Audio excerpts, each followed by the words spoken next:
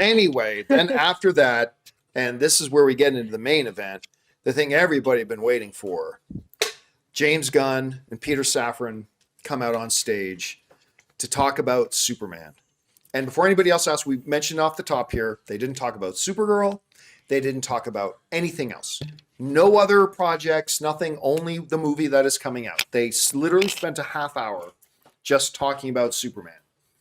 And hearing James Gunn tell the story about how he tells the story about how he was offered Superman in 2018, but he couldn't figure out what the story he wanted to do. So he did Suicide Squad instead. And I'm so glad he did, because Suicide Squad was great. But then he finally came up with the idea that this is the story I want to tell. Went into making it, and then they brought out the main cast. They brought out David Corenswet, Superman, Rachel Brosnahan, who is our Lois Lane, and Nicholas Hoult. About a boy. He's your new Ricky Tikki. No. Yeah. Ricky Tikki. Nicholas Hoult comes out, and the three of them came out on stage, and I just got to point out, Rachel was wearing this, like, Scott Mance even came over. Oh my God, all I could do was look at that dress. Like, Scott Mance was talking to us tonight about, she was wearing this, I'm the sexiest thing in the room dress. They were like about different to go to the club. newspaper headlines. But the cool thing, when the camera zoomed in on her. Oh, did the camera zoom in on her? You could tell it was like the Daily Planet news articles or whatever on her, like printed on the dress. I'm like, that's cool. You know, that was really cool. When she was announced, I read online, I got a lot of people saying she's not that hot. And I was like, who is stupid enough to think that? Well, the funny thing is she's intellectually hot. She's got a certain elevated hotness to her, and she was on fire when she walked out on stage tonight. On fire. Yeah. But what jarred me was the height of Nicholas Hoult.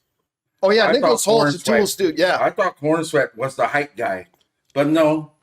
Nicholas Hoult is the height guy. He's like 6'4". I had no idea he was that hot. He was a tall dude. But here's the other thing. An incredibly handsome guy too. Well, okay, to that.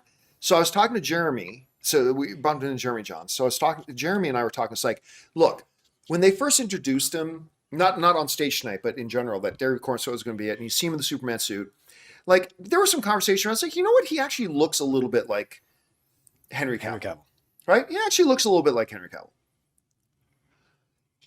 Tonight, in person, because he's also got the scruff beard going on. If I walked in the room late and didn't hear him talking, just had the camera on his face, you said, oh, that's Henry Cavill up there, I would have believed it. Like, he looks a hell of a lot like Henry Cavill. Like, today, at least when he's got the facial hair going. Yep. In the Superman stuff they showed us, doesn't look like him all that much. But on stage, it was uncanny to me. It was crazy. You turned him in, you're like, he looks like, and I was like, yeah, he looks a lot like Henry Cavill. More importantly, though, he just looked like Superman. He looks like Superman. He looks like Superman. And before we begin, I know I might be skipping it. I truly believe James Gunn is a beautiful person. Like, he is. I want him to do well in everything. The way they described him, the way he wanted his set to be, fantastic. Well, yeah. Well, you know, Rachel pointed out that every time James Gunn puts together a production, that production becomes a family. You don't have to look any further than that than Guardians of the Galaxy. That, like, remember when James Gunn was going through the drama and he got released by Disney, every single one of his cast members came out in his defense. Like, even Dave Bautista was like, F you, Disney, I'm not going to make anything else with you anymore. And like Chris Pratt, Zoe Saldana, like everybody came out in his corner. And so then you just saw the love that this cast has for him. He said, be kind to one another and come in so everyone is excited to come into, or some.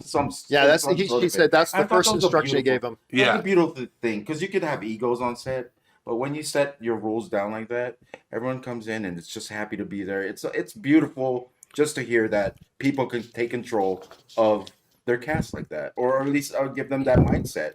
Well, yeah, it was good. What I thought was really interesting is, like, you're a dog owner. We have 4 dogs. Do you have dogs? Yes, 2. 2 dogs.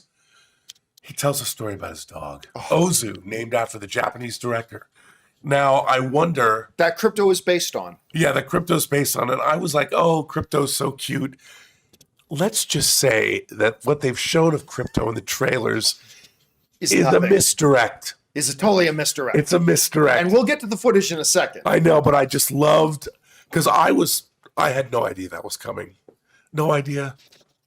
Yeah. None. So anyway, they wax poetic. They talk about their best days on set and the things that really stood out to them. It was really cool when Peter Safran asked the cast the question, if you could play any other Oh yeah. DC character, Oh, this then was who hilarious. would you be? And I instantly turned to Anne. It's like, Nicholas Hoult came in second to be Robert Pattinson's Batman. But and so I thought this is kind of awkward. So then it comes to Nicholas Hoult, and he's like, well, I auditioned to play Batman and Superman, and he I again, get fucking angry. and he came in second in both. He lost out Superman to David Corenswet, and he lost out Batman to Robert Pattinson. But then it was a Tom Hiddleston situation because Tom Hiddleston auditioned for Thor. And they decided to go with Chris Hemsworth, but they liked him so much. They said, what would you think about being Loki? And history was made. And so Holt was saying yeah, I was in for Superman. But once James Gunn called me, he said, what would you think about being Lex Luthor instead? And he said, that's when I realized that's who I'm meant to play. I'm meant to play Lex. And he was really funny about it too. Oh, he was really It was funny really about great. it, yeah. I think the way this fell into place for him is going to work out perfectly. If you ever see Nicholas Hoult be like a villain, he can be with just his face. Oh yeah. It could be the heartthrob turned into the Well, in the Jude Law movie, Yeah. where he's the leader of the white supremacists. And I love them for the last movie, The Juror number 57, whatever. Number two. Juror number 2, yeah. So I'm all for Nicholas Hoult. He also told a great story about the thing that he wanted most was to sit down with his kid and watch this movie. Watch That was Superman awesome. with this movie. Yeah, right before they played the footage, they asked each actor, what do you want the audience to take away from this film? And that they all said something different, but the theme was kindness is cool. And now we have a Yeah. superhero who being kind is who he is, and it's really cool. And they all kind of said that in a different way, and it was beautiful. And Yeah. And then that led us into the main event. I was hoping for a full screening of Superman. In the last few weeks, I realized that wasn't going to happen. But they did show us, I don't know, 5-10 minutes. Yeah, I don't know if Stuff. that's the thing that's going to get released tomorrow. Yeah, I don't think that's going to be the thing that gets released tomorrow. Maybe it is. But they showed us basically the beginning of the movie, which is how the trailer starts, with the world of Hoth, and then Superman, like an Imperial probe droid, crashing down into the snow.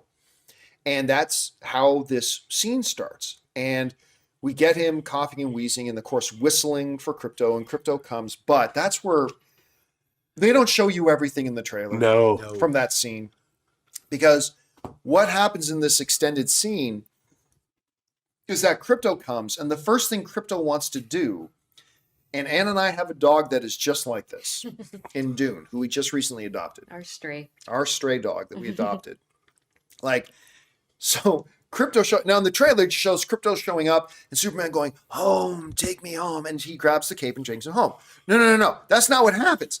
What happens is he shows up and he's just all excited to see Superman. So he's jumping around and pounding his paws on him like our dog does in the morning when when she wants attention, boom, and biting his foot and dragging him around and Superman is screaming in agony. And then finally the dog realizes that something is wrong. But the dog I was laughing hysterically. Oh, everybody was. It was so funny. And The whole theater It was was so laughing hysterically. unexpected. Yeah. And it is so true. If you remember the last time we saw Dad smile is when we brought the dogs and they were like jumping on him. He's like, ow, ow, ow. It was it reminded me of that a lot. Yeah. And so that was the extended thing. Then he gets them back, and then as Krypto's dragging him off, the camera pans up to see the horizon, and the fucking Fortress of Solitude comes out from the ground. Oh, wow. With the crystals and everything, and then they get to this giant door where The classic S on the door of the the fortress, right out of the symbol of the comic. House of L shows up right there on the door, and Krypto just roof, and then the door opens for Krypto. They go in, the robots come in, and I guess they're the housekeepers. The Superman robots. And they were hilarious. They were hilarious. Who was it? Alan Tudyk. Alan Tudyk doing the voice of the robot butler was hilarious. So they come in and they go, Superman, and they come in and they pick him up and they take him to a medical facility in the fortress, and they set him up in this thing where they're going to amplify the sun and put him right in this thing. And you see that he's got like a broken bone, and he's his kid intestines are ruptured and all this kind of stuff. Yeah. So they put him in this chair, and the robots all start to hold him down. It's like, okay, hold him down.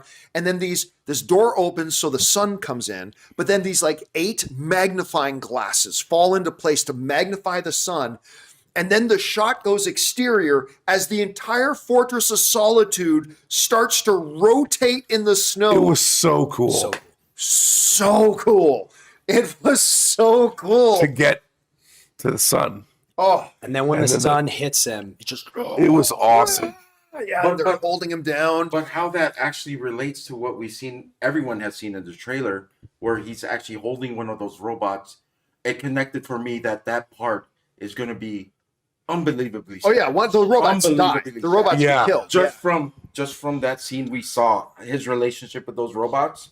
That part, when we get to that part, it's going to be incredibly. Well, the sad. characterization, those robots are like hysterical. Right. Because they talk about how they want to play with them. They talk about Krypto wanting to play with them. And they're like, yeah, we don't care about him. Well, okay, so We but the direct line was great because after they cut to another scene where now Superman's back on his feet. He's okay, but he's walking into the Fortress of Solitude. He's like, Krypto, and he realizes Krypto has like wrecked the place just because destroyed it. giant hole. James Gunn earlier had told the story about when he adopted this dog Ozu. He adopted the dog Ozu. It's like the dog would just totally destroy his house. Like just went around and destroyed everything. Bite its feet. So he put him bite his feet. So he put that into into the movie. So like Superman comes back in the Fortress of Solitude, and like Krypto has like wrecked everything in the Fortress of Solitude. And like it turns to the robots like, I told you to keep an eye on him. He goes, well, we tried to tell him to behave, but then he realized that as a non-sentient robot, we do not care whether he lives or dies. So he stopped paying attention to us. And it was just, and then Superman's trying to leave, and Krypto's biting his feet. And then when he finally is about to takes leave, off. but before he takes off, Krypto's been this big pain in the ass, trying to bite his feet, get him to stay. When he realizes Superman's about to leave, Krypto starts to whimper and cry. I'm like, that's our dog. That's our dog that does that. What I love about the difference between the Super Pets Krypto and James Gunn Krypto Super Pets, it was an alien that happened to be in a dog form. I believe in James Gunn, it's a dog Yeah. that happens to be an alien. That's the difference. It really is a dog, and I think it's going to work in order for us to relate to Superman, because that's always been my problem with Superman. He was so much of everything that I'm not, that I can't relate to him. Well, that's You what know I mean? everybody. That's Right. always been the kind of the knock that he's such a god character. And one other thing I noticed is the beginning scene when he falls and he's like in despair, he's hurt. It's still bright. The scene is still bright. Oh, yeah. Oh yeah, It doesn't it's get into a colorful. somber, Yeah, dark theme. And this is what I'm gonna love about this movie, as there's always hope with the brightness, right? Well, Even that's- in very tough. And also, I think you hit the nail on the head.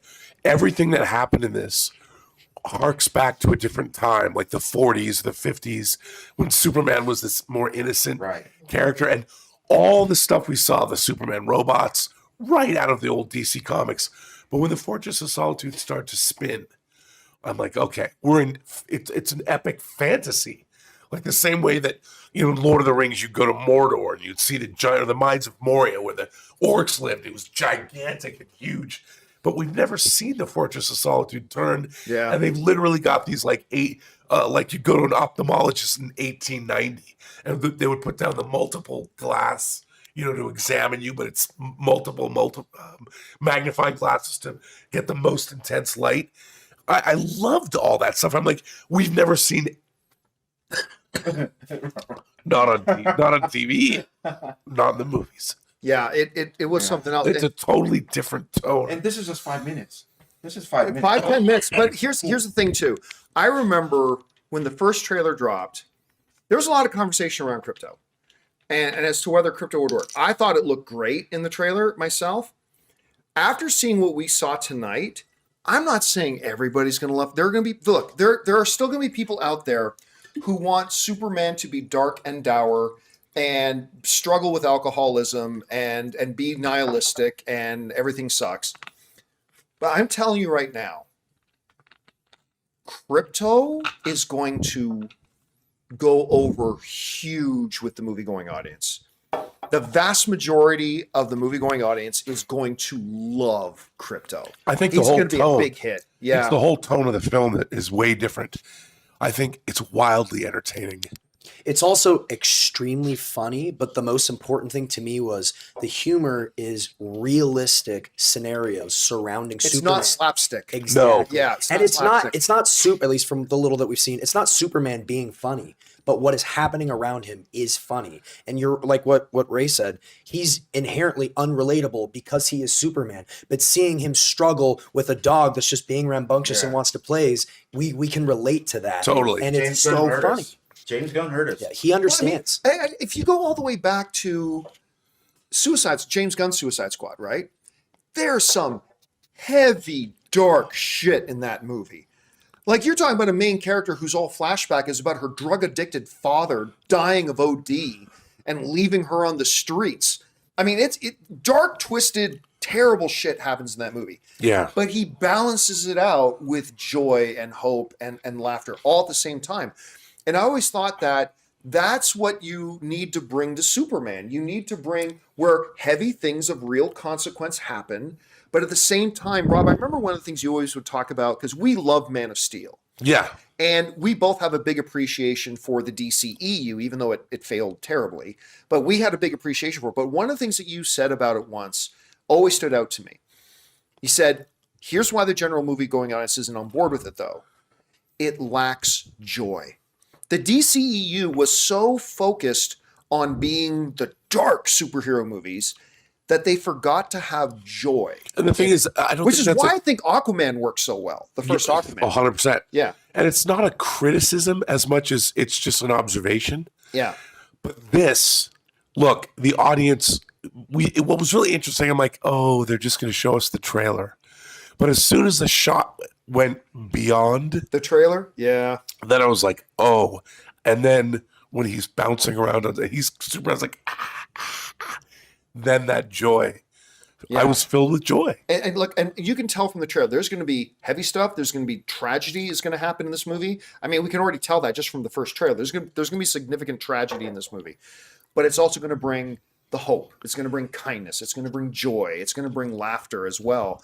And it just like you keep using the word entertaining, and that's the thing. I think this movie is going terrifically to be entertaining, wildly entertaining, terrifically entertaining. Terrific. I think having Krypto is going to bring in more audience members that wouldn't normally go to a Superman film. For example, my wife's friends, they would not want, if I just said, hey, I want to go see Superman, they'd be like, we're not really into comic book movies. You show them that dog, they're in. This is an epic fantasy.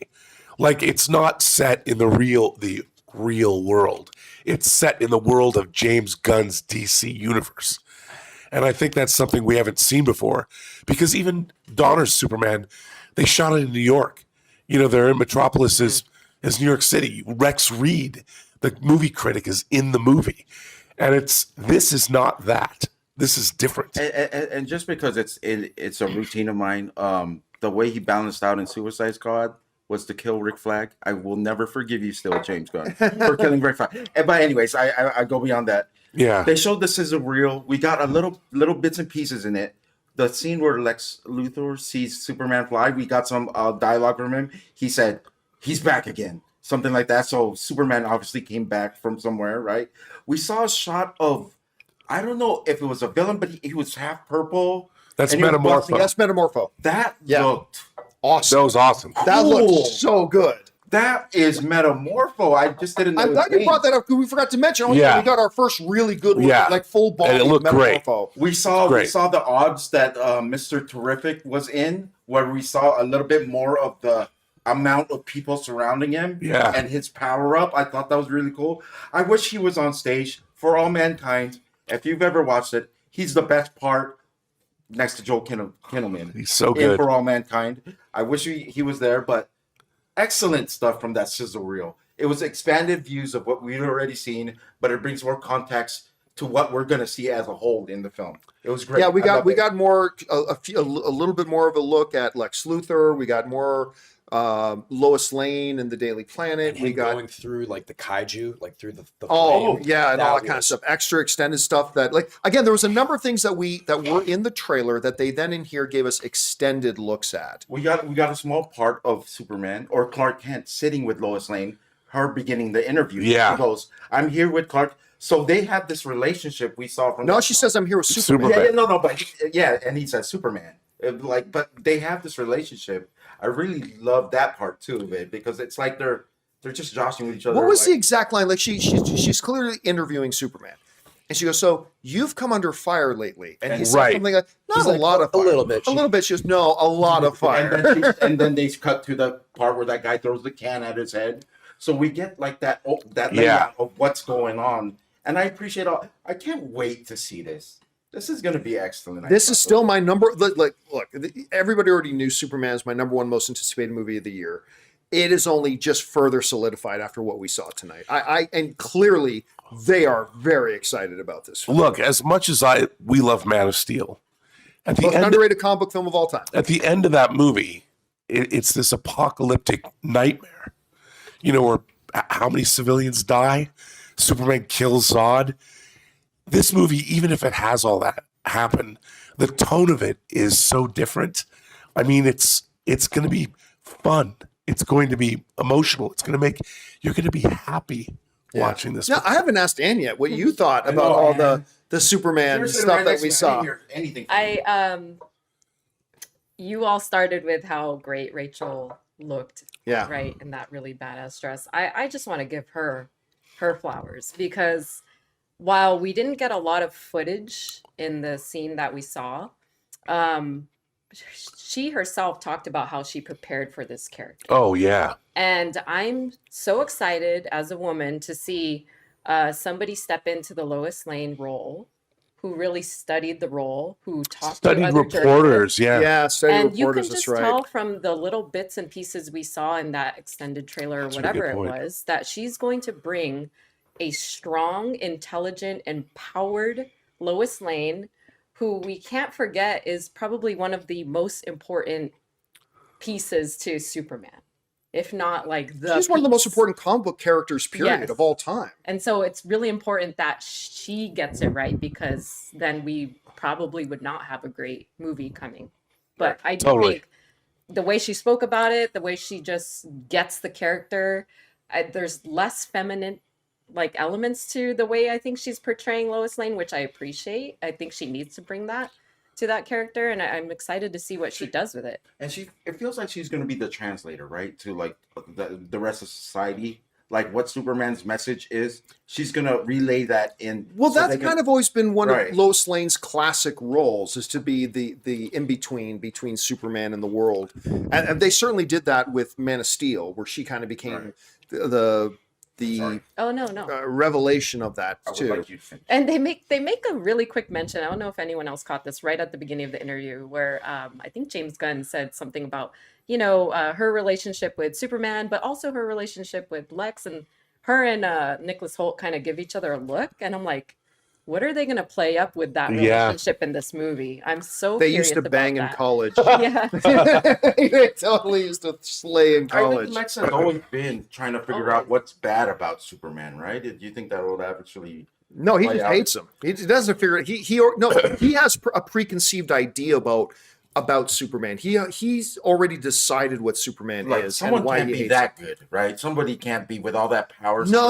Here's the thing: you're looking at it from, say, a Smallville perspective, where you had some iterations of Lex has been, I just don't trust that guy. This Lex is evil. they He's a said he bad kills guy. lots of people. Yeah, he's a villain, straight up villain, and he hates Superman. Well, partially because he's just a villain. He's the bad guy, and I'm sure there's going to. Also, I got to remind everybody too. This is one thing I bring up a lot when people's like, "You got to be true to the origins of the comics."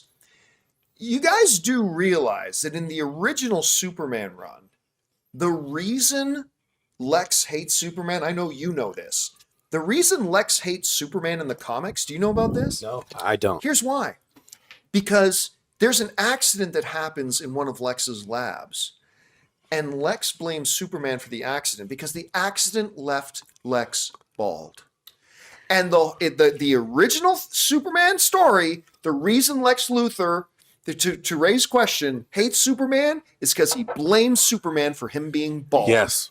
So you got to stay true. You can't change anything from the comics. I just want you guys to remember that. I just love things like I always thought to myself People in the live chat saying that sounds fair. in the Donner Superman, and even to a certain extent Brian's Superman Returns, I'm like, if the Fortress of Solitude looked like that, you could find it from satellites. You know, anybody would know where it was. And this movie ended that right away for me because it comes up out of the ground when somebody calls for it. Yeah. And I thought that was because I always thought like it was never appealing.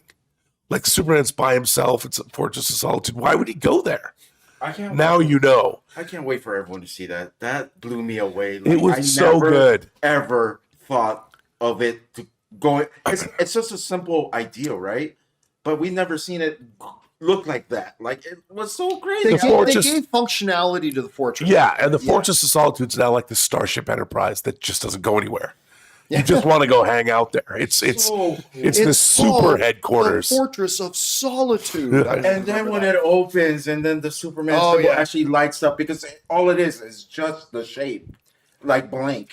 And then when it gets that, And then that- the- I have to that's tell the- you, all of that, everything we saw, just gave me joy. yeah. That's what was missing, and it was that big fantasy joy that you only get in the Lord of the Rings, and you only get in Narnia, where they've totally backed away from that in modern superhero movies. There's no overt fantasy. We have to make it all realistic. We have to believe.